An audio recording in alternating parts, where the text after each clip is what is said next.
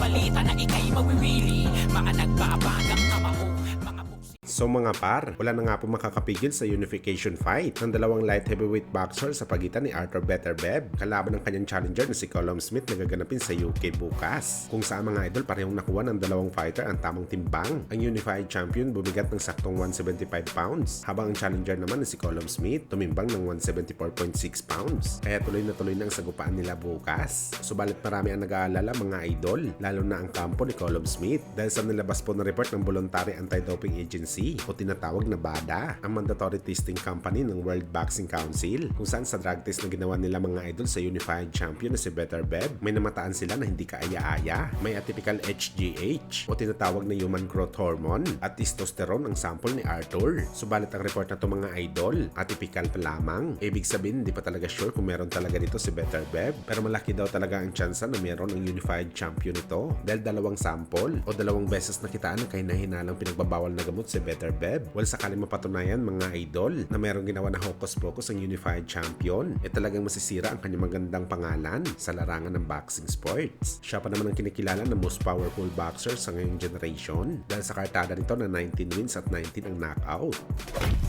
Samantala sa naging panayam naman po ng ating Filipino Flash Nonito Donaire Jr. sa Fight Hype, natanong po siya mga idol kung para sa kanya pabor ba daw siya kay Naoya Inoue na makuha ang pagiging Fighter of the Year sa taong 2023, kung saan dito nga mga idol brutal na sinabi ni Flash na kung siya daw masusunod mga idol, dapat hindi daw napunta kay Naoya Inoue ang pagiging Fighter of the Year at dapat binigay ito kay Terence Crawford. Andun na daw siya mga idol sa senaryo na nakaisang laban lang daw si Crawford noong 2023, pero hindi naman daw basta-basta ang tinalo nito dahil kinikilala si Errol Spence na number 4 sa pinakamagaling na fighter sa buong mundo. Bagamat ang mga tinalo naman daw ni Inoue na dalawang unified champion na si Fulton at Marlon Tapales, hindi naman daw kinikilala na best boxer sa buong mundo.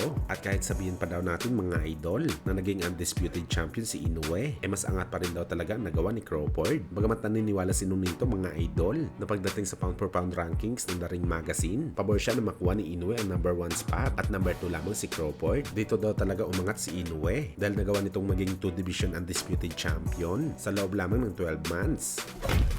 Sa kabilang banda naman mga idol, matapos nga po nag-viral dati ang isang fan ni Manny Pacquiao kung saan ginusto nito na magpasuntok kay Boss Manny para malaman nito kung gaano ba talaga kalakas ang kamao ng Pinoy. Kaya ngayon po mga idol, meron po ulit nag-viral sa social media na kumasa rin sa suntok challenge ni Boss Manny. At kagaya sa unang mga idol, sa unang suntok pa lang ni Pacman kinakaya pa, pero pagdating sa 3 at 4 na suntok, suko kaagad ang mga fans sa kamao ni Manny Pacquiao.